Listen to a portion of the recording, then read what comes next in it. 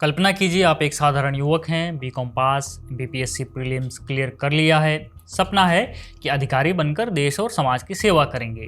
आप रामायण का पाठ कर रहे हो और अचानक एनआईए के जवान चारों तरफ से आपको घेर लेते हैं। आपको गिरफ्तार कर लिया जाता है। आरोप: मालेगांव ब्लास्ट, समझौता एक्सप्रेस ब्लास्ट और मक्का मस्जिद ब्लास्ट जैसे बड़े आतंकी हमलों में शामिल होना। आपको हिंदू आतंकवादी का तमगा दे दिया जाता है। ये कोई फिल्म नहीं बल्कि ये मध्य प्रदेश के राजेंद्र चौधरी की असली कहानी है। 22 अप्रैल 2026 को बॉम्बे हाई कोर्ट ने उन्हें सभी आरोपों से बरी कर दिया है। उन्हें 16 साल की लंबी लड़ाई के बाद न्याय मिला, लेकिन सवाल ये है कि उनकी जवानी के पीक 16 साल क्यों बर्बाद हुए। ऐसा इसलिए हुआ क्योंकि उस वक्त कांग्रेस की यूपीए सरकार हिंदू आतंकवाद की थ्योरी को देश दुनिया के सामने साबित करना चाहती थी।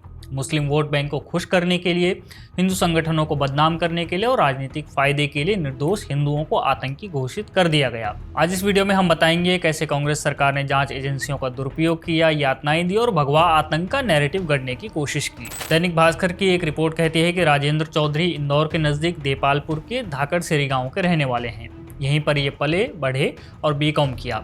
बाद में एमपी पीएससी प्री में पहली बार में ही ये सफल हो गए। लेकिन 15 दिसंबर 2012 की रात जब वो पिरलई गांव में रामायण का पाठ कर रहे थे, तभी एनआईए ने उन्हें घेर लिया और गिरफ्तार कर लिया। उन पर आरोप था कि वो भगवा आतंक में शामिल हैं। वही भगवा आतंक जिसमें कर्नल पुरोहित, रिटायर्ड मेजर रमेश उपाध्याय और साध्वी प्रज्ञा जैसे दर्जनों लोगों को फंसाया गया था। ये वो दौर था जब कांग्रेस की अगुवाई वाली यूपीए सरकार केंद्र में थी। उस समय हिंदू आतंकवाद का नैरेटिव जोर शोर से चलाया जा रहा था। कांग्रेस नेता जैसे दिग्विजय सिंह, पी चिदम्बरम और सुशील कुमार सिंधे बार बार सैफ्रॉन टेरर की बात कर रहे थे। कांग्रेस के युवराज राहुल गांधी इस समय अमेरिका के राजदूत से कहते थे कि इस्लामी आतंकवाद तो अपनी जगह है, लेकिन उन्हें ज़्यादा खौफ कथित हिंदू आतंकवाद से है। इन लोगों का मकसद था हिंदू संगठनों और हिंदुत्व विचारधारा को आतंकवाद से जोड़कर पेश करना। 2006 के मालेगांव ब्लास्ट में पहले सिमी जैसे इस्लामिक संगठनों पर शक हुआ था। गिरफ्तारी भी हुई थी, लेकिन यूपीए सरकार के समय जांच को घुमाकर हिंदू युवकों की तरफ मोड़ दिया गया। 2013 में एनआईए ने राजेंद्र चौधरी, लोकेश शर्मा, धन सिंह और मनोहर नवरिया जैसे हिंदू युवकों को गिरफ्तार किया। तब ये कहा गया कि इन हमलों में दक्षिणपंथी विचारधारा के लोगों का हाथ है और अगले 5 से 6 साल तक इन्हें जेल में डाल दिया गया। ये ठीक उसी समय हो रहा था जब कांग्रेस हिंदू आतंकवाद की थ्योरी को मजबूत करने की कोशिश कर रही थी। पूरी साजिश ये थी कि हिंदू आतंकवाद को इस्लामी आतंकवाद के बराबर बताकर एक फॉल्स इक्विवेलेंस बनाया जाए। दैनिक भास्कर की एक रिपोर्ट में राजेंद्र ने बताया कि गिरफ्तारी के बाद उन्हें अंधेरी कोठरी में अकेला रखा जाता था। परिवार को भी फंसाने की धमकी दी जाती थी। सोने नहीं दिया जाता था, घंटों खड़े रहने पर मजबूर किया जाता था, पीटा जाता था, बिजली के झटके दिए जाते थे और जबरन बयान लिखवाई गई थी। ये यातनाएं सिर्फ पूछताछ के लिए नहीं थी, ये हिंदू आतंक का नैरेटिव बनाने के लिए थी। जांच एजेंसियों पर राजनीतिक दबाव था कि हिंदुओं को ही दोषी ठहराओ। लेकिन 1.5 दशक की लड़ाई के बाद यूपीए का ये नैरेटिव ताश के पत्तों की तरह बिखर रहा है। ये फैसला हिंदू आतंकवाद थ्योरी पर बड़ा झटका है। कांग्रेस की यूपीए सरकार ने जो नैरेटिव गढ़ा था वो कोर्ट में टिक नहीं सका है। हाँ, निर्दोष हिंदुओं की जिंदगी, उनके परिवार और उनके सपने जरूर बर्बाद कर दिए गए। राजेंद्र का सपना अधिकारी बन देश की सेवा करने का था, लेकिन उन्हें आतंकी घोषित कर दिया गया। और राजेंद्र अकेले ऐसे नहीं हैं जिसे कांग्रेस ने इस्लामी वोट बैंक रिझाने के लिए हिंदू आतंकवाद की थ्योरी में फ्रेम किया, बल्कि साध्वी प्रज्ञा का, major retired Ramesh Upadhyay, lieutenant colonel Shrikant Prasad Purohit का जैसे अनेकों लोगों के जीवन इन्होंने बर्बाद किए।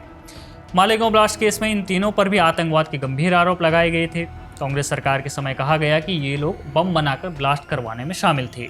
मकसद साफ था, हिंदू संगठनों और हिंदुत्व विचारधारा को आतंकवाद से जोड़ना। मुस्लिम वोट बैंक को खुश करने के लिए, चुनावी फायदे के लिए भगवा आतंक की थ्योरी को देश भर में फैलाना। कांग्रेस के नेता बार बार हिंदू टेरर की बात करते थे ताकि हिंदू राष्ट्रवाद को बदनाम किया जा सके और खुद को सेकुलर दिखाया जा सके। साध्वी प्रज्ञा, जिन पर आरोप था कि ब्लास्ट में इस्तेमाल हुई बाइक उनकी थी, उन्हें 2008 में गिरफ्तार किया गया। जेल में उनके साथ मारपीट की जाती थी, उन्हें अकेली कोठरी में बंद रखना, मानसिक और शारीरिक प्रताड़ना दी गई, उनका पूरा जीवन तबाह कर दिया गया, उन्हें जेल में पॉर्न दिखाया जाता था। इसी तरह लेफ्टिनेंट कर्नल श्रीकांत प्रसाद पुरोहित आर्मी के सर्विंग ऑफिसर थे, मिलिट्री इंटेलिजेंस में काम कर रहे थे। उन पर आरोप लगाया गया कि उन्होंने आरडीएक्स मुहैया करवाया। सोचिए, एक सक्रिय आर्मी अधिकारी को आतंकी बता दिया गया। कई साल उन्होंने जेल में बिताए, उनका पूरा करियर इससे प्रभावित हुआ, प्रमोशन रुक गए, रिटायरमेंट का खतरा मंडराया। 17 साल की लड़ाई के बाद 2025 में एनआईए कोर्ट ने उन्हें बरी कर दिया। अब आर्मी ने उन्हें ब्रिगेडियर रैंक के लिए क्लियर कर दिया है, लेकिन उन 17 सालों में जो करियर का नुकसान हुआ वो कभी पूरा नहीं हो सकता। शारीरिक और मानसिक तौर पर भी उन्होंने बहुत कुछ झेला। इसी तरह मेजर रिटायर्ड रमेश उपाध्याय भी आर्मी बैकग्राउंड के थे।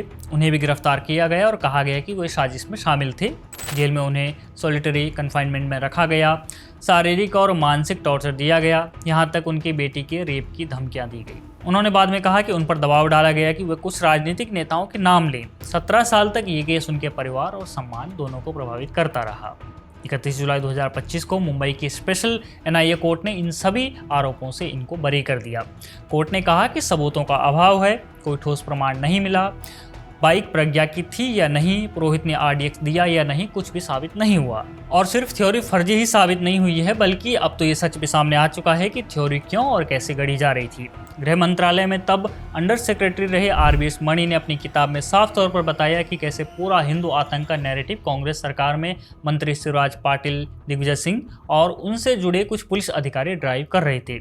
सिर्फ मणि ही नहीं बल्कि हाल ही में पूर्व पुलिस अधिकारी और महाराष्ट्र ATS के मुखिया रहे KP रघुवंशी ने भी अपनी किताब में लिखा है कि उन्हें 2008 के मालेगांव ब्लास्ट मामले में RSS से जुड़े इंद्रेश कुमार को गिरफ्तार करने का आदेश एक सीनियर मंत्री ने दिया था। लेकिन कांग्रेस से पूरा नैरेटिव देश की जनता को बता पाती, इससे पहले ही 2014 में उसकी सत्ता पलट गई। और चूंकि ये मामले झूठे थे, इसलिए कोर्ट में भी एक के बाद एक करके ताश के पत्तों की तरह ये गिरते चले गए। लेकिन तब जांच एजेंसियों पर राजनीतिक दबाव डालकर निर्दोषों को फंसाया गया, यातनाएं दी गई और कई सालों तक उनका व्यक्तिगत जीवन और उनका करियर बर्बाद किया गया। आज भले ही ये बरी हो गए हैं, लेकिन इनकी व्यक्तिगत नुकसान की भरपाई कौन करेगा? चौधरी जैसे लोगों को करियर में भारी नुकसान उठाना पड़ा, साध्वी प्रज्ञा का स्वस्थ शरीर बीमारियों का घर बना दिया गया, आतंकी का ठप्पा लगाकर पूरे परिवार को मानसिक और सामाजिक प्रताड़ना अलग झेलनी पड़ी। ये कहानी बताती है कि राजनीति के लिए कितने निर्दोषों को बलि का बकरा बनाया गया। कांग्रेस सरकार ने हिंदू आतंकवाद साबित करने के चक्कर में जांच एजेंसियों का दुरुपयोग किया, लेकिन आखिरकार कोर्ट में सब कुछ खोखला साबित हुआ। अब सवाल यह है कि इन निर्दोषों को 17 साल की यातनाओं को मुआवजा कौन देगा? कौन इनके उन वर्षों की भरपाई करेगा जो कांग्रेस के वोट बैंक की खातिर भेंट चढ़ गए? क्या कभी वो लोग कटघरे में खड़े होंगे जिनके मुंह से पहली बार हिंदू आतंकी शब्द निकला था? देखते रहिए ऑप इंडिया।